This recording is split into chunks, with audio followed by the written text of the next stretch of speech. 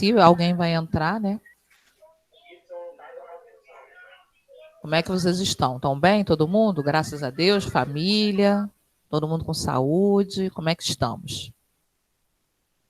Tudo bem. E você? Graças a Deus. Eu estou bem, graças a Deus. Tudo que essa pandemia passe logo para a gente poder voltar à nossa vida normal, que ninguém merece, né? Ficar essa lenga-lenga aí de pandemia.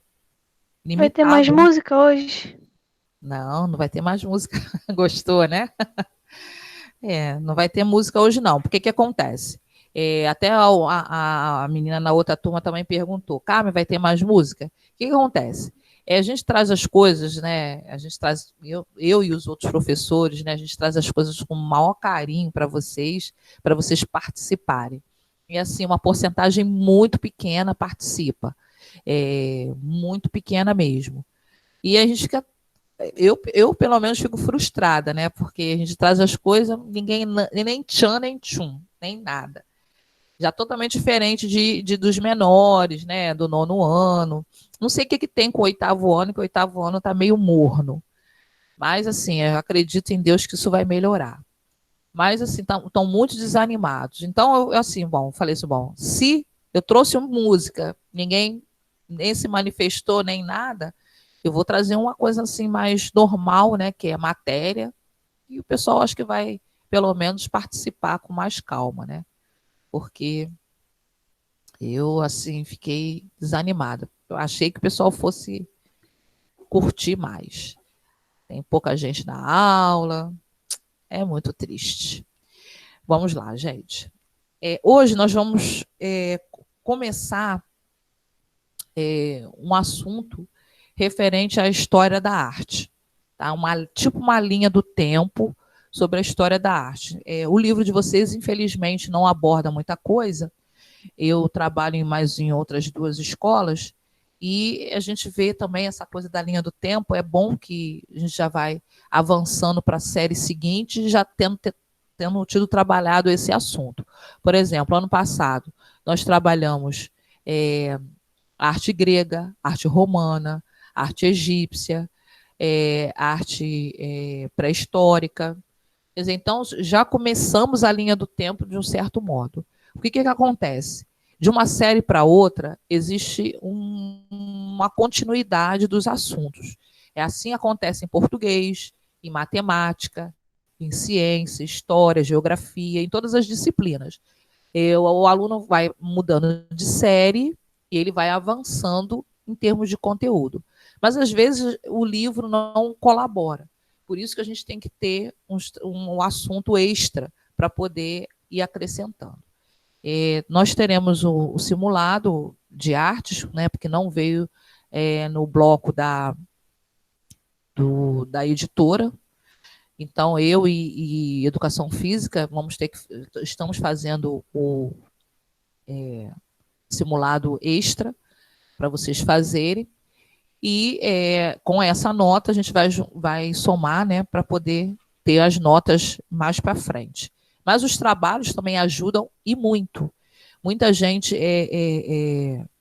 assim, foi ajudado, né, a nota aumentou por conta dos trabalhos que entregam no prazo legal, tá?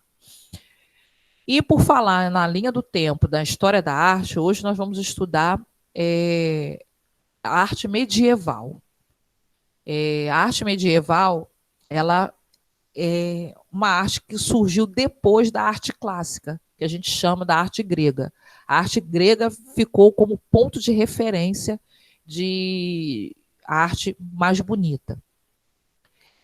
Claro que depois dela, né, veio o Renascimento, mais para frente, né, depois da arte medieval, e que é o novo clássico, né, a arte neoclássica, que a gente vai estudar também.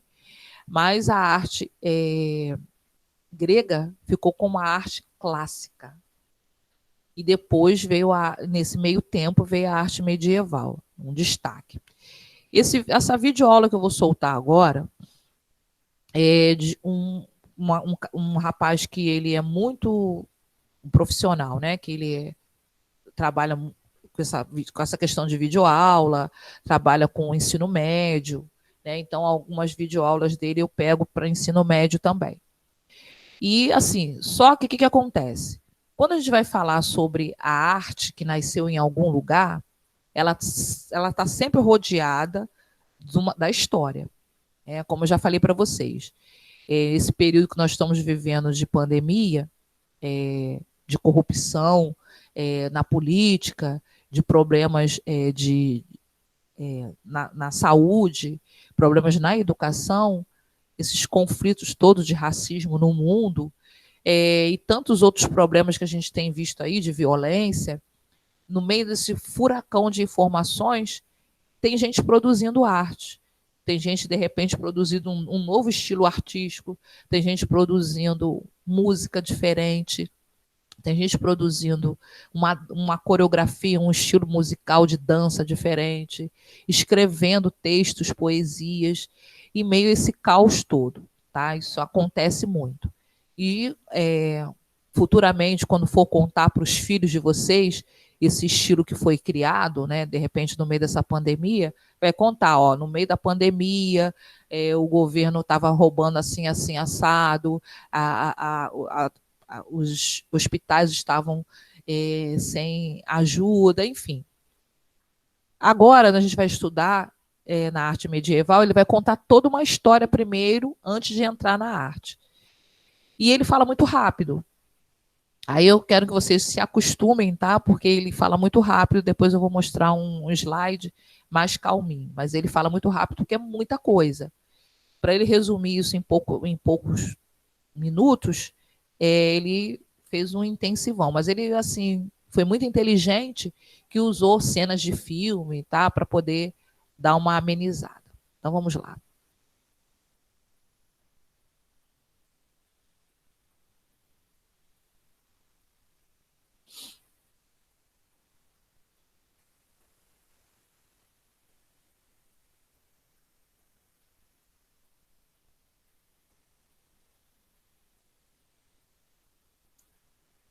Geral, considera-se a Idade Média o período compreendido entre a queda do Império Romano do Ocidente, em 476 d.C., e a queda do Império Bizantino, simultaneamente ao fim da Guerra dos 100 Anos, em 1453 d.C.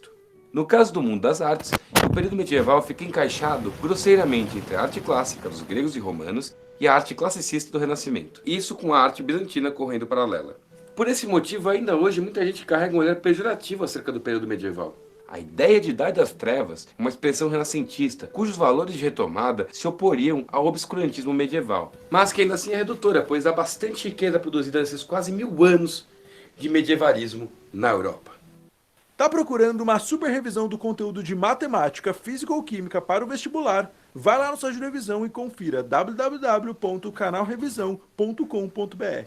Feudalismo é aquilo que surge das ruínas do Império Romano Ocidental após a invasão dos povos bárbaros. Então, não é de se estranhar que um dos mais importantes tipos de arte desse período seja a arte românica, visto que os alicerces sobre os quais se constrói sejam justamente romanos. O outro tipo sendo a arte gótica, cuja origem seria vinculada aos godos. Afinal, no início do período medieval, as fontes de preservação da cultura greco-romana eram as escolas voltadas para a formação do clero, que por sua vez era a instituição moderadora da cultura do resto da sociedade feudal. Bom, vamos voltar para a organização da sociedade feudal. Esse período começa num imenso movimento de ruralização da sociedade, tanto na demografia quanto na conjuntura econômica, com redução dramática de qualquer tipo de atividade comercial. Ocorre também grande descentralização política, vinculada com a dependência crescente para com a atividade agrícola e a relação de dependência com os donos de terras. Além disso, começa a rolar uma imensa vinculação militar entre a nobreza,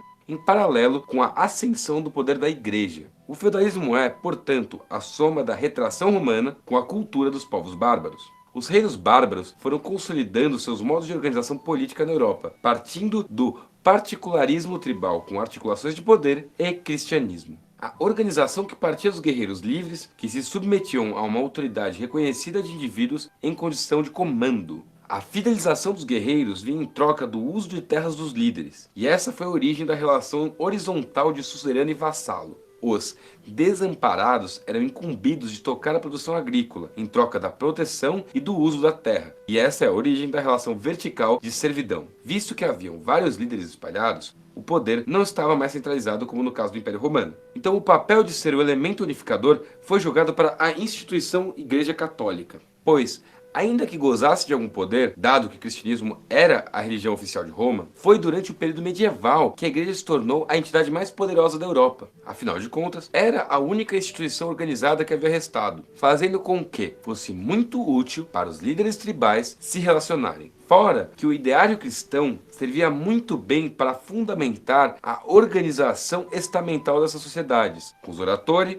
bellatori e laboratori. Então, toda essa conjuntura nos permite entender por que somente a Igreja Católica continuava a contratar construtores, marceneiros, vitralistas, escultores e pintores. As igrejas tornaram-se praticamente os únicos edifícios públicos que ainda eram construídos. E é assim que começa a se articular a estrutura social com a arte, mais especificamente a arte românica. O termo românico foi criado com o objetivo de designar as obras arquitetônicas dos séculos XI e XII, em razão de elas se assemelharem às construções antigos romanos. As principais características dessas construções são fortalezas de Deus. Elas tinham um aspecto maciço e robusto e eram grandes e sólidas. E elas contavam também com abóbadas e pilares maciços que se sustentavam, e janelas estreitas nas paredes espessas. O interior dessas construções costumava contar com murais e tapeçarias adornadas com figuras sólidas, simplificadas e arredondadas que contavam histórias. Mas isso também se encontrava nos castelos.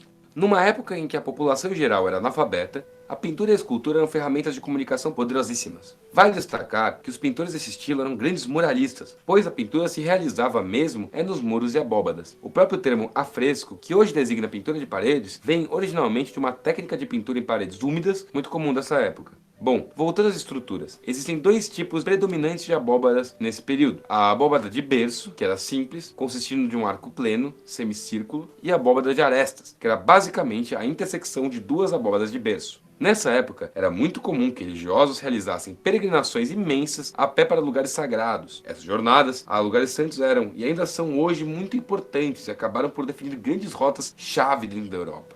Então era comum construírem igrejas em determinados pontos dessas rotas para acolher os peregrinos. Os locais mais procurados eram Jerusalém, por ser o local da morte de Cristo, Roma, que era a sede da igreja, e Santiago da Compostela, onde estaria enterrado o apóstolo Tiago.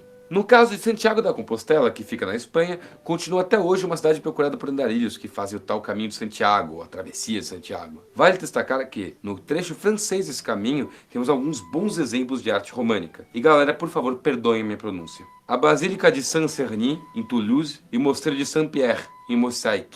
No caso da arquitetura românica, da Península Itálica, as construções eram um pouquinho diferentes. Elas eram bem mais leves, menos primitivas em suas formas e mais delicadas. Nesse sentido, remetiam mais à arquitetura grega, que usava frontões e colunas. A construção românica mais popular desse tipo é a conhecidíssima Torre de Pisa. Essa torre é um campanário do conjunto da Catedral de Pisa, que foi construída em um edifício separado do edifício principal da catedral, cuja construção foi iniciada em 1063 d.C. e cuja planta tem forma de cruz. Já a torre começou a ser construída no ano de 1174 d.C.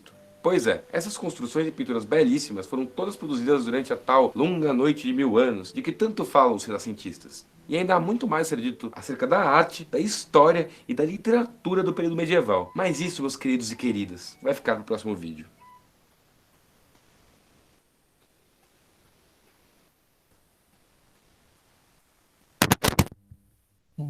Ele poderia ser um narrador de futebol, né? Porque ele fala muito rápido, como vocês viram, né? Mas assim, a imagem vai suavizar, as imagens que ele coloca vai suavizando toda a narrativa rápida, porque é muita coisa, muito informativa. Por exemplo, para vocês terem uma ideia, geralmente essa aula nos livros em 3 etapas. Hoje a gente começou mais ou menos a primeira etapa, e semana que vem nós vamos estudar Arte Medieval, parte 2, que vai falar sobre a importância do teatro, a importância da moda, né, da vestimenta, e outros tipos de contribuições que a arte medieval trouxe para nós, tá? E a música também, a música medieval. E agora eu vou mostrar para vocês aqui um slide. Acho que está no ponto aqui, peraí. Deixa eu tirar aqui, eu botei para as crianças outro slide. A arte medieval, para vocês verem, o que eu preparei. Como eu falei para vocês, né, nas outras escolas a gente trabalha a arte medieval e é bom todo mundo estar falando a mesma língua para que todo mundo entenda e caso alguém resolva sair da escola, né, já estudou esse assunto, né, vamos dizer assim. É um pré-requisito, né, ter estudado o assunto. Então vamos lá. Aqui nós temos um slide mais figurativo mesmo, sobre a arte medieval, que geralmente eu coloco o vídeo, que tem toda a estrutura, e depois eu coloco as imagens para a gente ter pra gente recordar. Porque vocês já sabem, né, que a imagem ela fala mais do que 1000 palavras. Né? Quando a gente vê a imagem, a gente grava na mente e muitas das coisas a gente acaba não esquecendo mais. Bom, só para vocês terem uma ideia do que foi falado ali de uma forma mais calma, vamos dizer assim. A arte medieval ela surgiu mais, né, do lado, né, ocidental, né? Aliás, oriental, né? Ocidental é o lado de cá. A parte ocidental, que é a nossa, demorou um pouquinho. E, assim, essas construções de castelos, de igrejas gigantescas, né? Chegou aqui, mas sabe que tudo aqui demora um pouquinho, porque no meio disso tudo tem um oceano Atlântico, né? Que demora e atrapalha um pouco o processo de ir e vir.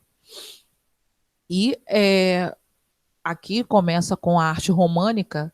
A arte românica, como eu falei no início, antes de passar a videoaula, antes da gente estudar a arte medieval, tem a arte pré-histórica, né, rupestre, depois tem a egípcia, né, fora os povos primitivos que surgiram, né, incas, astecas, maias. Temos também a arte grega, a arte romana, que ficam emparelhadas, tem até a arte greco-romana, né, que os romanos copiaram a arte grega, que a gente já estudou isso. E essa arte românica surgiu também desse período, né, de fusão, de transformação da arte romana, tá? Mas tem esse nome românica, tá? Influência. E a Igreja Católica, na época, como foi dito no texto, e vocês já estudaram isso em história, tomava conta, a Igreja Católica era política, né? Hoje em dia a Igreja rompeu com a política, porém, nessa época não tinha jeito. Era a Igreja que escolhia os reis, era a Igreja que decidia alguma coisa com relação ao que ia ser construído, que liberava o dinheiro e tudo isso. Ela que mandava, ela que decidia. Então, algumas pessoas ficaram contra as suas decisões muito exacerbada, né, exagerada, e criou-se outras religiões por conta disso. Mas por que eu estou nessa página aqui de imagens e cenas religiosas? Porque, como foi dito, as pessoas nessa época não sabiam ler nem escrever, né, e iam para as igrejas católicas. Quando chegava lá, quando o padre ia celebrar a missa, celebrava de costas e em latim, que era a língua das celebrações das missas.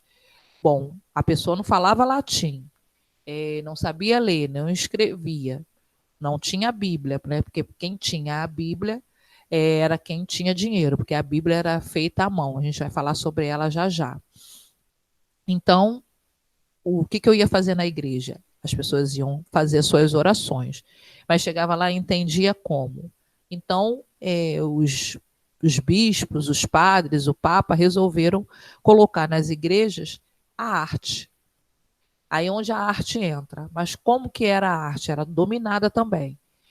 Só podia ser algo referente à Bíblia, Antigo ou Novo Testamento, né? Ou os dois. E ali eles faziam a trajetória de toda a história de Gênesis até Apocalipse, e as pessoas, vendo as obras, conseguiam entender a história da Bíblia, né? A história da salvação e mais ou menos o que o padre pregava durante o ano todo. Através das pinturas, através das esculturas, que nós vamos ver daqui a pouco também, e dos vitrais e dos mosaicos, que eram feitos nas igrejas. Fala, amor. Não, tio, desculpa, foi meu primo. Pode, se quiser interromper para perguntar alguma coisa, se eu souber responder, pode perguntar, tá? Então, aqui é essa parte das artes plásticas, né? Que a arte plástica é a arte de pintura, que tem essas cenas religiosas para as pessoas entenderem, porque elas eram analfabetas. Então, isso vai acontecer muito, tá?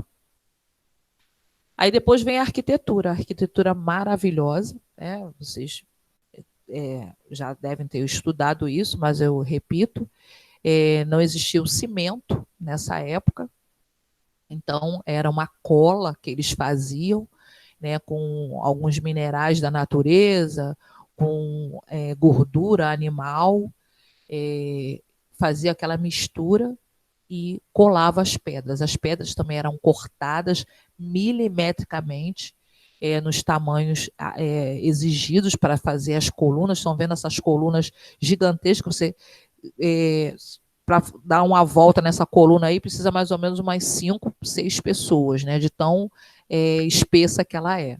Então, o que acontece? Isso sustentava a igreja, né? Esses vários pilares aí, essas colunas. E as colunas eram enfeitadas, não eram feitas de qualquer maneira, não. Eram enfeitadas, algumas colunas, a gente vai ver daqui a pouco, tinha escultura, e havia um capricho muito grande na hora de construir, na hora de ornamentar por dentro e por fora, e construir. Os arquitetos, mesmo com pouco estudo, mesmo com poucos recursos, sem tecnologia, mas com uma coisa que Deus deu, a inteligência. A inteligência humana, ela vai ultrapassando, né? E as obras também. Vocês veem esse castelo aí, né? Que coisa linda. Também foi medieval, foi construído nesse mesmo estilo, e foi passando as ações do tempo. Terremoto, as tempestades, né, de neve, assim, alguns lugares, né, tinha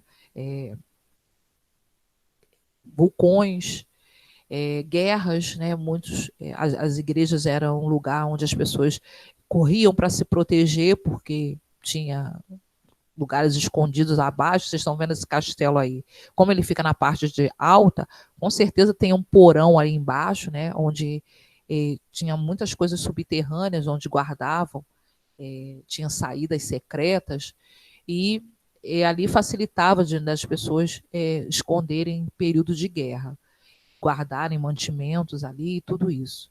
Então, uma arquitetura que ultrapassou os séculos. Aqui nós temos também as esculturas, que, para que não atrapalhasse o ir e vir das pessoas, apesar da igreja ser enorme, eles faziam as esculturas grudadas, ou na coluna, ou nas paredes, nos detalhes da porta, né, na entrada das portas, né, do lado de fora, do lado de dentro, e cada escultura também tinha um objetivo. Ou eram os apóstolos, ou eram alguns patriarcas, né, da Bíblia, tipo Moisés, Abraão, né, e tantos outros importantes, e fora a vida de Jesus, que também era retratada através de esculturas. Os afrescos, como foi dito também na videoaula, enquanto ia pintando, enquanto ia preparando a parede, né, para a pintura com a massa, não, repito, não de cimento, mas para se fazer uma pintura adequada, né, precisa ter uma parede lisa, pelo menos, e a pedra ia atrapalhar, então eles faziam um pequeno embolso com o material que existia, e ali, ainda com a parede úmida, eles já começavam a fazer a pintura. E muitas das vezes o construtor, né, o pedreiro, vamos dizer assim, misturava na própria massa tinta, que ali ele já ia fazendo o fundo da cor que o artista queria. Se ele queria azul, ele já ia colocando um pigmento azul. Se ele queria a parede preta, já ia botando um pigmento preto, amarelo, branco, né, de acordo. Então aquilo já ficava colorido e ao mesmo tempo preparada, lisinha. E ali facilitava ele fazer o desenho e depois a pintura que ele queria, né? Por isso, a fresco, né? A massa, a argamassa, né? Na parede fresca ainda, molhada. Aqui, o período das luminuras, vocês já devem ter estudado isso em história, aonde todos os livros existentes e a Bíblia em si eram escritas à mão. Essas folhas não eram folhas do papel, né, que a gente tem hoje em dia, era um material ainda feito, praticado, né, o próprio homem fazia esse papel, e quem descobriu essa coisa do papel foram os chineses, os japoneses. Ainda era material de vegetal e era costurado. Vocês estão vendo aí? A gente tem até hoje, né, esses cadernos que não tem a espiral, não tem aquele aramezinho, eles são costurados ainda, até hoje. Se você for numa biblioteca, você vai ver ali vários livros ainda costurados. Então tinha toda uma trabalheira de escrever página por página, a sequência da história da Bíblia, a ilustração. Olha, vocês estão vendo aí, né? A primeira letra, né? Vamos supor que começa com O, a frase começa com O. Aí é fazer aquele O maiúsculo, desenhado, ilustrado, pintado com os detalhes, né? Então, a página toda é desenhadinha, então não era para qualquer um. Eram pessoas que sabiam ler, escrever, é óbvio, né? E tinham essa habilidade de desenhar. Demorava, por isso que era cara e não era qualquer um que tinha. Os documentos também eram feitos nessa mesma vibe. Bom, nesse meio tempo também tem a arte gótica, que também era controlado pela igreja. E qual é a diferença da pintura da arte gótica da pintura artística, né? Das artes plásticas, da gótica para a medieval românica em si?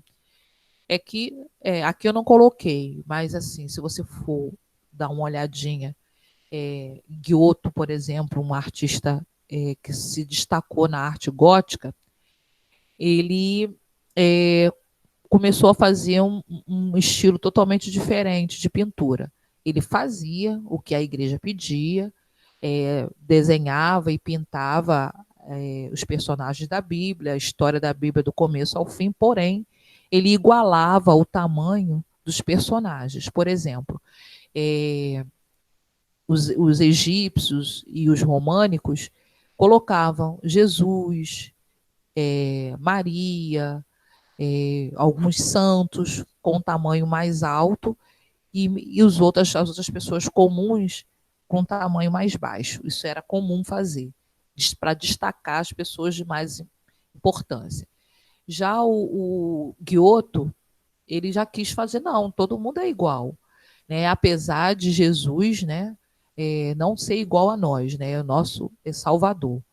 Porém, ele colocava as pessoas, Jesus, a figura de Jesus, no tamanho igual das pessoas, porque Jesus queria se aproximar, sempre quis, né, se aproximar das pessoas, estava no meio do povo. Tanto é que quando ele foi condenado à cruz, os soldados chegaram lá, né, em Gólgota, e não sabia quem é Jesus. E Judas falou, aquele que eu der um beijo no rosto. Né? Então, por quê? Os soldados não sabiam que era Jesus, ele se vestia igual a todo mundo. Ele se igualou a todos nós. Né? Só não no pecado, né? Porque ele é Deus. Mas assim, então o Giotto já tinha essa visão naquela época. Então ele colocou a altura, o jeito de se vestir igual, porque ele achava que tinha essa visão, que Jesus se igualou a nós para nos ajudar. Aqui nós temos a arquitetura gótica, tem esse nome gótico, né, dos gogos, que era um povoado que deu início a todo esse tipo de criação em homenagem a eles. E essa pintura gótica, ela, assim, quanto mais alta eles faziam, mais eles achavam que chegavam, né, os pedidos, as orações a Deus. Mas assim, um capricho também incrível. Essa igreja gótica, aí vocês estão vendo a altura incrível dela. Ali na frente, vocês estão vendo na portinha da frente, né, um grupo de pessoas ali. Esses pontinhos pretos, gente, não são pessoas, não, tá?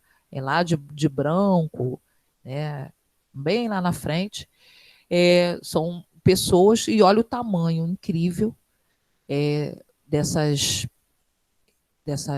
igrejas, altíssima por dentro. Vocês estão vendo aí o tamanho da coluna, o detalhe, o capricho, a iluminação. Vocês estão vendo que ela tinha um formato de cruz.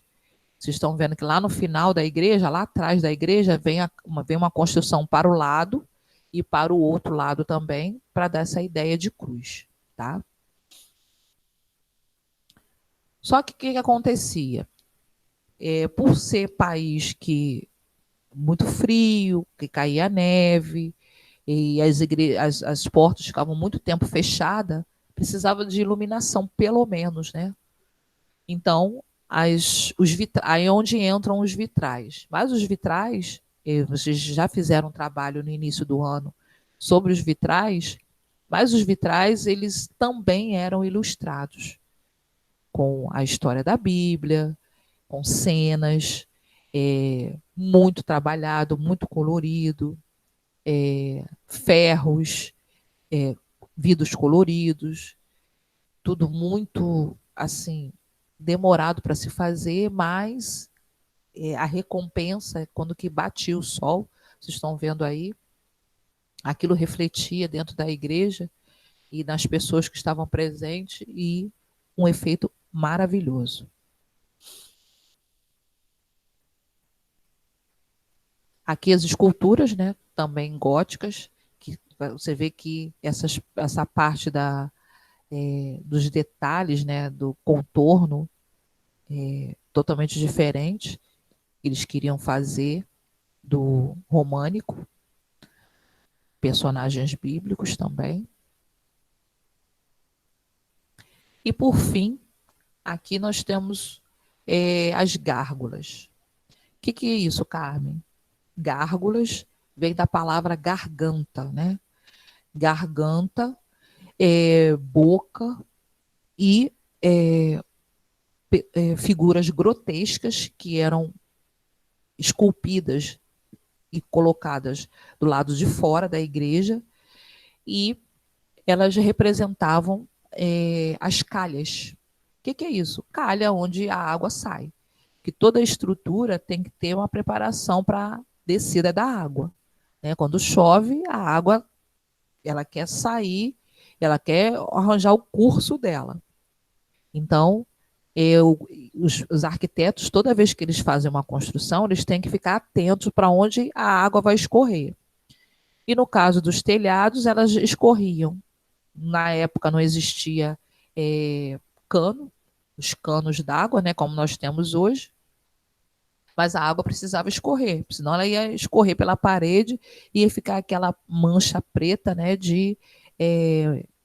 da água que acaba dando infiltração.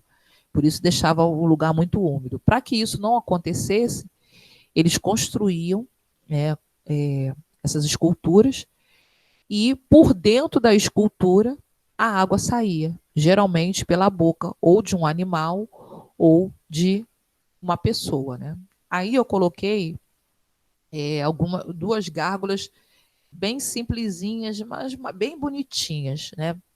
Vocês veem cada uma horrorosa, né? Que eu até falo, gente, como que pode fazer lá por dentro da igreja, né? Coisas maravilhosas, né? Obras lindas, e do lado de fora, né? Em alguns detalhes, geralmente é lá no telhado. Figuras tão demoníacas, né? Horríveis. E tem algumas que são. E até vocês devem ter visto alguma coisa do Corcunda de Notre Dame, né? A igreja lá em Paris, que tem também essas gárgulas. E no filme e no desenho do Corcunda de Notre Dame, geralmente à noite, né, eles fazem aquele jogo de luz, de relâmpago, né, de tempestade, e mostra justamente as gárgulas, né? Mas são materiais que fazem com que a água escoe. Eu vi uma foto na internet em que tinha uma das gárgulas que estava saindo água congelada, né, por conta do frio, período de inverno, né, de cair neve, e a água já estava saindo congelada da boca do animal. Acontece muito. Bom, agora vou interromper aqui. Vamos voltar para a aula. Nem sempre lá no vídeo, né, eles falam tudo que a gente fala no slide, né? Então, como eu já dei essa aula 300 vezes, então a gente acaba decorando tudo, né? E agora eu vou mostrar para vocês o que eu quero que vocês façam, o trabalho que eu quero que vocês façam. Deixa eu tirar aqui esse slide e botar outro.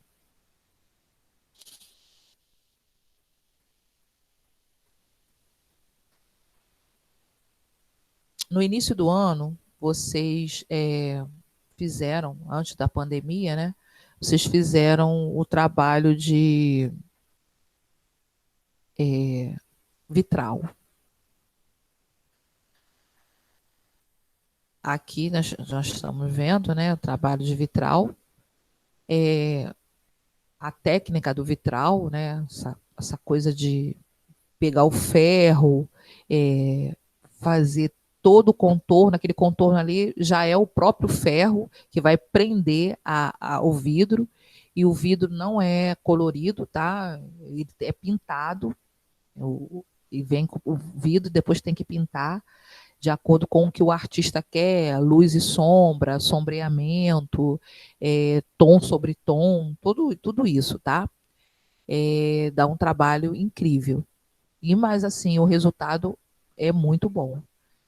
Mas assim, nem sempre as pessoas querem ter um vitral nas suas casas, né? Aqui não é para vocês fazerem, não, só para vocês verem. Os vitrais mais atuais, que muita gente gosta de ter na sua casa. Mas se você tem uma criança bem levada, é complicado você ter um vitral que você quebra de repente, né? E depois você tem que mandar comprar. Mas vocês estão vendo aí nesses vitrais que eles têm uma coisa interessante. O vidro já é tingido, já é colorido. Aqueles vitrais antigos que a gente está vendo, o vidro era pintado. Aqui não, o vidro já vem tingido, então já é fácil. Porém, o que dá trabalho é o recorte. Se você quebrou uma parte interessante ali, minúscula, né? Ali vai entrar bicho, né? Se ficar o vidro aberto, pode acabar de quebrar, pode machucar alguém. Então é bom você repor. E esse repor, e às vezes fica caro, uma coisinha de nada que você faz. Então muita gente opta por não ter. Aqui no Brasil muita gente opta por não ter, mas fora do Brasil é normal ter. Agora vamos para o que eu quero que vocês façam. Mosaico. Vocês viram na videoaula que a arte bizantina ela é paralela à arte medieval. Está no caminho ali.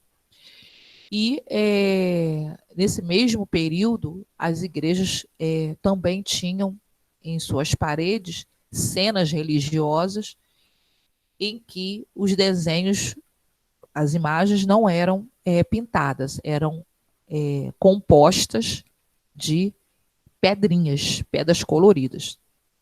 Aí, como vocês estão vendo no terceiro item, as pedras eram unidas com a mistura de cal, areia e óleo. Né? Esse óleo aí é gordura, né? Essa gordura poderia ser de animal também. E ali fazia aquela massa grudenta e colava. Estão lá até hoje. No caso das igrejas, eu estava falando para outra turma ainda agora,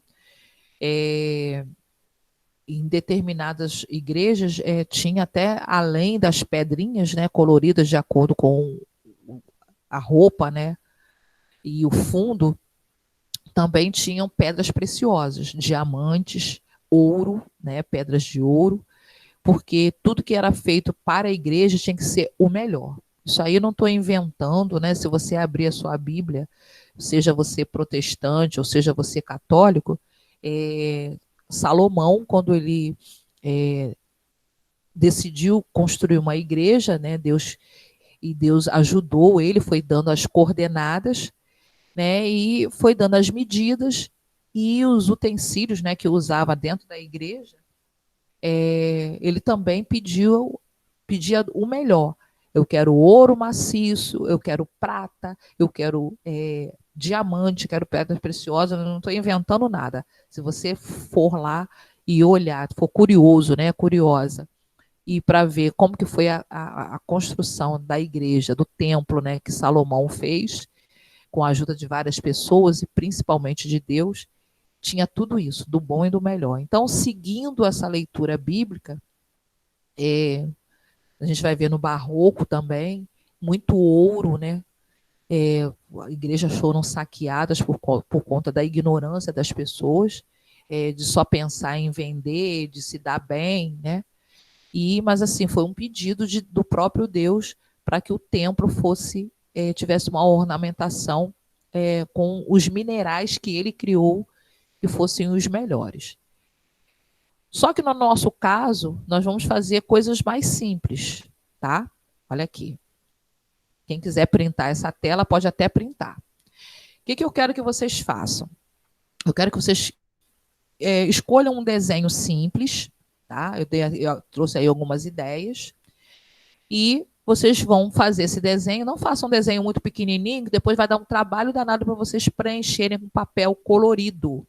Quem tem o bloco criativo pode usar, quem não tem pode usar papel colorido que quiser, pode usar papel de presente.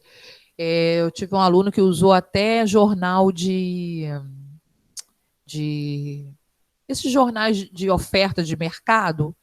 Aí ele foi usando, foi recortando aquela parte azul, toda azul, foi recortando aquela parte, tem a parte amarelinha, aí pegou aquela parte, até daquele material a pessoa foi usando, ficou muito legal.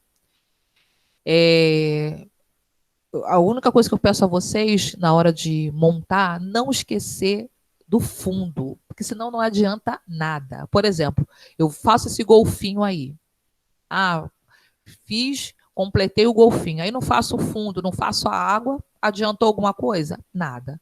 Cavalo marinho, fiz esse trabalho aí de vermelho mais claro com vermelho mais escuro, né, ou laranja, e fiz também essas algas, e não fiz o fundo, também não vai adiantar nada. Então, tem que fazer o fundo para poder ornamentar e deixar o trabalho concluído. Eu quero que vocês atentem também a essa bandeira do Brasil, que nem sempre você precisa fazer quadradinho, tá? Aí foi feito, claro que foi feito com pedra, né? Tipo piso, né? Restos de piso. Foi quebrado, né? Que é a cerâmica, e foi colocada aí. E a pessoa foi preenchendo de acordo com o que dava para encaixar. Tá? Então, não precisa ser só quadradinho. É claro que o quadradinho fica mais fácil, você recorta e cola. Eu tive uma aluna lá na outra escola, há muitos anos atrás que a gente foi fazer esse trabalho em aula. E ela, muito assim, perfeccionista, levou uma pinça para limpar a sobrancelha e foi colocando pedacinho por pedacinho de papel, ia molhando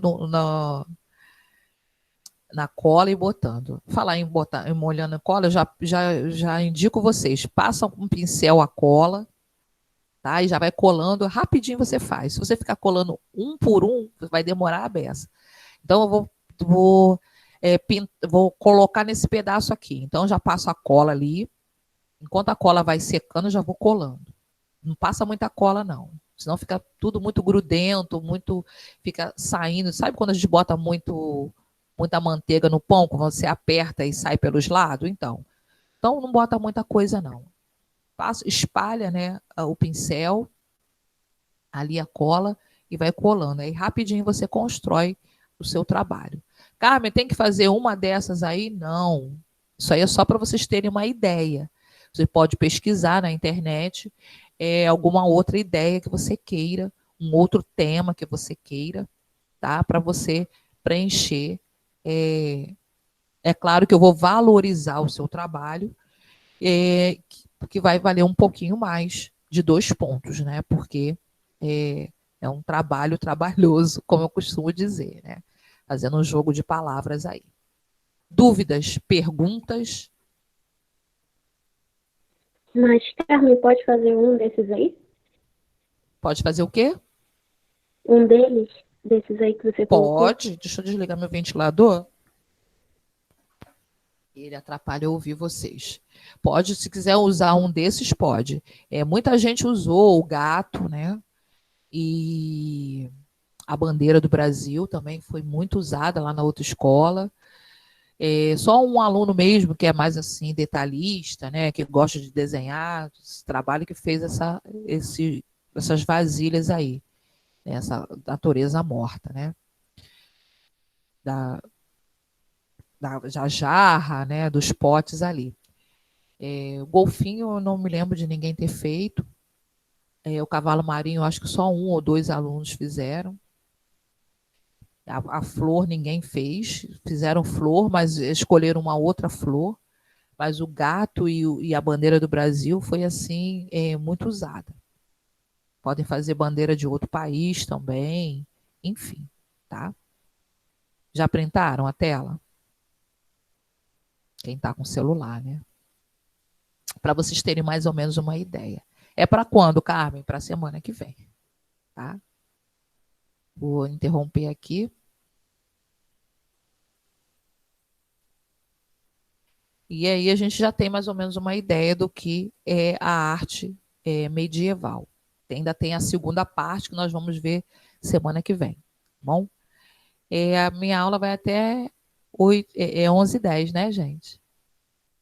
É. Que agora é Regina, não é isso? Deixa enquanto a Regina entra ou não, eu vou fazer a chamada aqui rapidinho. Adam tá aí? Ana Clara? Ana Luísa? Eu. Bruno não. Caio Costa? Eu aqui? Caio e Cauã. Vou botar aqui. Gabriel Freon? Eu. Gabriel Oliveira? Não está, né? Gabriela Vitória? Gabriela Vitória tem entrado, gente, em outras aulas?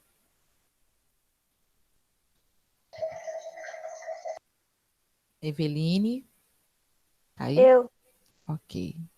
Gustavo Chafim tá aí. Tô aqui. João Guilherme tá aí? Tô aqui. Ok. Portela também tá aí. João Pedro Goulart não está. Geralmente eu boto falta, né? Porque ele nunca está presente. Mas se tiver, grita aí, tô aqui. João Vitor tá aí? Kailane? Eu. Letícia Carran tá aí. Lucas Vicente também já está aí, já vi. Eu acho Luiz, que tá aqui. Luiz Gustavo tá aí? Há muito tempo que não aparece. Maicon já vi que tá aí. Matheus Mendes também tá sumido. Maiara tá aí? Renan, eu vi Renan hoje aí, na aula. Renan Lessa tá aí. Que bom, Renan, que você está retornando. Samuel. Samuel não está. Vitor.